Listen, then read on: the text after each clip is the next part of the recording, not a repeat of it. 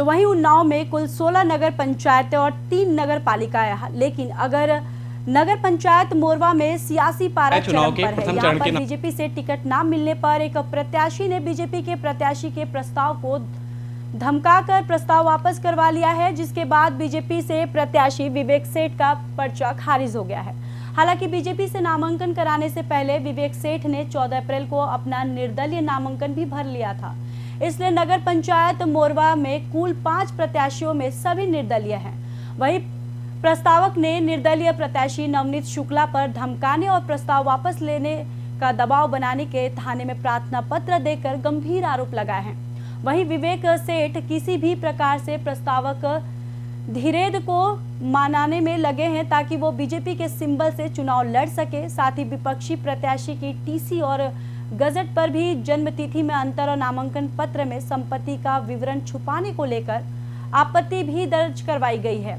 अब देखना ये होगा कि मोरवा की सियासत पर कौन राज करता है।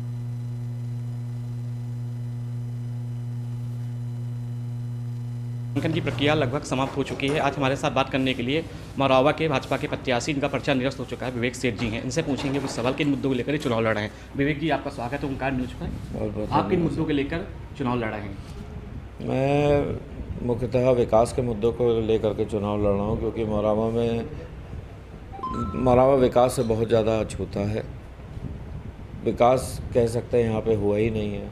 खाली रोड और नाली बनना विकास की श्रेणी में नहीं आता। कई और चीज़ें होती हैं, स्वच्छ पेयजल है, पार्क हैं, शादी बारात घर हैं। एक भी चीज़, एक भी सुविधा पूरे नगर पंचायत में उपलब्ध नहीं है। उन्नाव में 16 नगर पंचायतें हैं और 3 नगर पालिका हैं, तो मोरवा में कितना अभी विकास होना है? मोरवा में विकास अभी बहुत कुछ होना बाकी है। आप अगर जा कर के देखेंगे तो यहाँ पे स्ट्रीट लाइटें हैं, वो दिन रात जला करती हैं। राजस्व का भी नुकसान होता है और उनकी कंट्रोलिंग होना ज़रूरी है। सीवर लाइन आना है यहाँ पे कूड़ा घर जो बना हुआ है वो आज तक संचालित नहीं हुआ है। 2 साल से बन के तैयार है, रखा हुआ है। पानी का मुद्दा यहाँ पे बहुत बड़ा है। आपके खेल कूद का मैदान बच्चों के लिए नहीं है। इसी तरीके की जो सुविधाएं हैं वो यहाँ पे लाने का प्रयास। विवेक सेठ अगर चुनाव जीतते हैं, सबसे पहले किन मुद्दों पर विकास कराएंगे?